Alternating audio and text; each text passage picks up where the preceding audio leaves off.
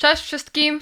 Dziś mam dla was film, który powiem szczerze, nagrywam też ku przestrodze dla osób, które myślą, że świat się kończy na polskich gitarowych społecznościach i wierzą w polecajkach typu bierz najtańsze i tak nie słychać różnicy.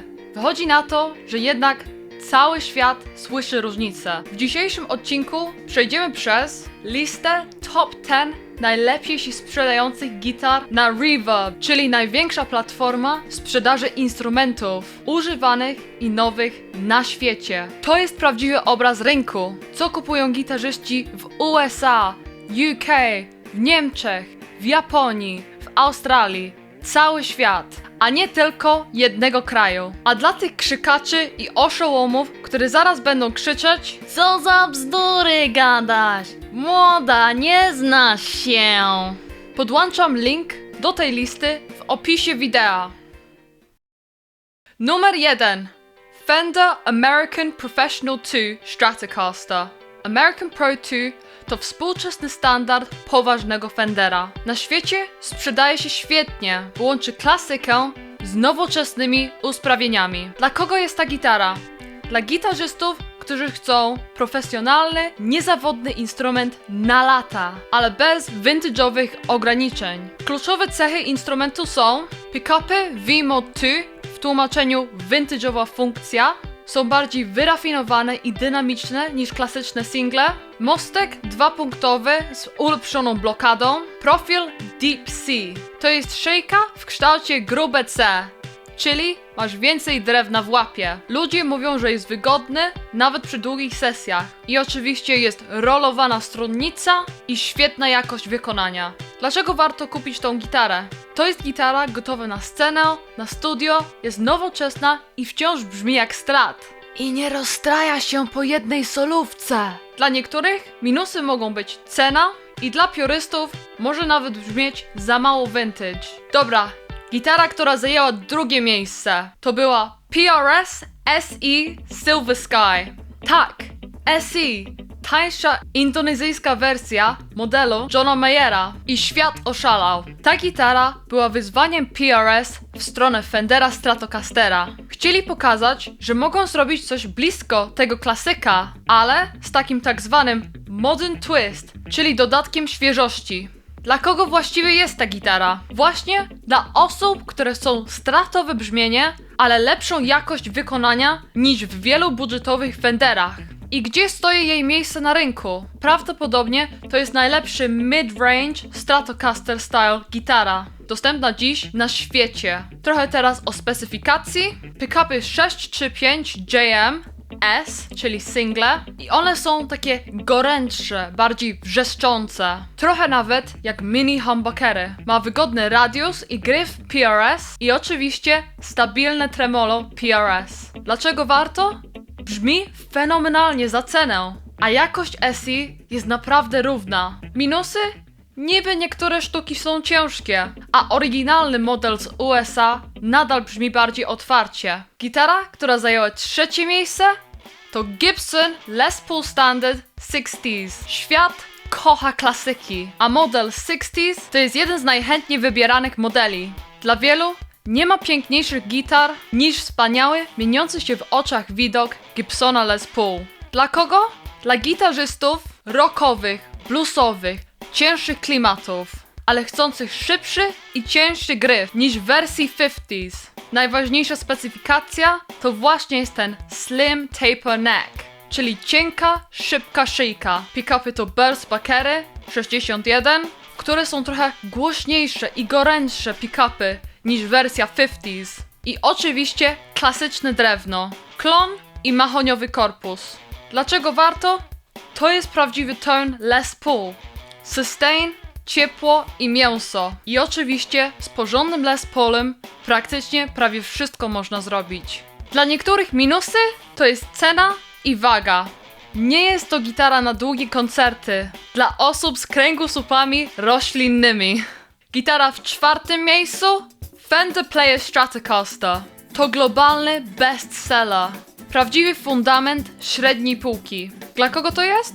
Dla osób kupujących pierwszą porządną gitarę, a jej miejsce na rynku to jest bycie najpopularniejszym Stratem w sensownej cenie. Specyfikacja: Alnico 5 single coil, mostek dwupunktowy, bardzo dobry na tą cenę, prosty i solidny design. Dlaczego warto? Brzmi jak prawdziwy Strat, a nie kopiowato.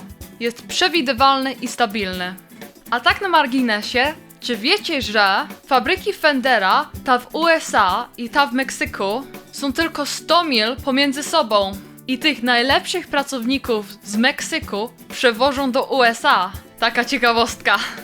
Potencjalne minusy? Czasami zdarzają się niedoróbki fabryczne.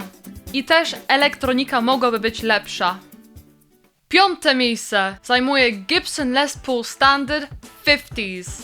To jest absolutny klasyk. Pomyśl sobie Gary Moore, Slash, Joe Bonamassa, Primal Scream i tak podobnie. Cienka szyjka modelu 60s cię nie przekonuje? 50s to jest klasyk klasyków. Dla kogo ona jest? Dla gitarzystów, którzy chcą ciepłe vintage brzmienie i grubszy, mięsisty gryf. Solówki na neku są kremowe, gładkie i aksamitnym dźwiękiem, który powala każdego. A sustain w tych gitarach, jak znajdziesz dobrą, po prostu się nie kończy. Specyfikacja? Vintage 50s neck profile, czyli gruby key baseballowy. Pick-upy Burst Buckery 1 and 2, które są troszkę delikatniejsze i przez to masz vintage sound. I też mamy piękne topy klonowe. Dlaczego warto? Brzmi jak stare płyty, bardzo pełny ton i ogromny sustain. Minusy? Ciężka, klocowata i gryf każdemu nie leży i wymaga trochę przyzwyczajenia się. 6. miejsce American Pro 2 Telecaster. Cześć! To jest Telecaster, ale dla współczesnych muzyków, dla gitarzystów scenicznych i studyjnych, którzy chcą uniwersalność, stabilność i wygodę. Specyfikacja? Trochę jak Professional 2 Stratocaster, pick-upy V-Mod 2, czyli właśnie ta vintage funkcja. Jest super dostęp do wyższych progów i też nie ma 21 progów, jest 22, co jest super. I też ma komfortowy profil gryfu. To jest najbardziej wszechstronna teli od Fendera. Brzmi tak samo dobrze dla koneserów i pokojowych gitarowych wojowników. Minusy? W sumie chyba nie ma. Może dla niektórych cena, ale jest taka dobra, naprawdę jest warta. Niektórzy też słyszeli mój cover Jingle Bell Rock, który właśnie zagrałam na tym modelu Miami Blue, który chyba jest jeden z moich ulubionych kolorów Fendera. Tam właśnie kilku z was odnotowało w komentarzach, że jest super vintage'owe brzmienie. I właśnie to jest sound tej gitary, plus jeszcze jeden sekret, który niedługo omówię. 7. miejsce PRS Silver Sky Johna Mayera, czyli ta zrobiona w USA. Gitara, którą kupuje świat, nawet profesjonaliści. Tak na marginesie, jak Lady Punk ostatnio grało w Londynie, to wydaje mi się, że Jasiu właśnie grał na tej gitarze i to było przez cały koncert. Dla kogo jest ta gitara? Dla osób pragnących perfekcji wykonania, stabilność strojenia i tego charakterystycznego vibe Johna Mayera, czyli czyste, piękne dzwoneczki połączone razem z soczystym sound w jednym. Specyfikacja? Pick-upy 635 JM, Full USA Tone, perfekcyjna ergonomia PRS i wyjątkowa jakość lakieru i wykonania. Dlaczego warto? To jest jedna z najlepiej grających gitar single-coilowych w historii. I właśnie jak ktoś rozważa pomiędzy kupowanie Fendera a PRS, osobiście bym mogła powiedzieć w sklepu, jak sama nawet próbowałam te gitary, że PRS ma lepszą równość pomiędzy różnych sztuk. Że na przykład masz 5 tych Silver Sky gitar Johna Mayera i one brzmią podobnie do siebie. Praktycznie jest trudno rozróżnić te dwie gitary. I ktoś może pomyśleć, że hej, tak zawsze powinno być. Ale nie jest właśnie tak. jak próbujesz różnych Gibsonów tego samego modelu, czy Fenderów, to nie brzmią tak samo. Możesz mieć jeden Fender Stratocaster czy Telecaster Pro 2, który brzmi przepięknie, ale drugi, który brzmi nie tak pięknie, czy trochę inaczej, dla kogoś innego. I czasami mi się wydaje, że to jest super, że każdy inny instrument brzmi trochę inaczej i jest dla innej osoby, ale niektórym innym ludziom może się podobać fakt, że jak kupujesz PRS, to dostajesz dokładnie co myślisz, że dostajesz w każdej gitarze. Może to są tylko moje myśli, ale myślę, że warto powiedzieć. Potencjalne minusy? Oczywiście dla większości ludzi to będzie koszt. I może też to, słyszałam, że trudno ją zdobyć w niektórych kolorach. Gitara, która zajęła 8. miejsce, to Fender Player 2 Telecaster. To jest nowa generacja playera, ulepszona i bardzo szybko chodząca na listy sprzedaży. Dla kogo? Dla początkujących i dla średnio zaawansowanych, którzy chcą nowszego teli w dobrej cenie. Specyfikacje: ulepszone pick-upy Alnico, bardziej precyzyjna elektronika i lepsze wykończenie niż w pierwszej serii. Dlaczego warto? Dlatego, że to jest praktycznie idealny balans pomiędzy jakością a dobrą ceną. Minusy? Ktoś dalej może powiedzieć, że to nie jest level gitary w USA. Części mogą być bardziej rzetelne, ale to jest niestety co przychodzi z niską ceną.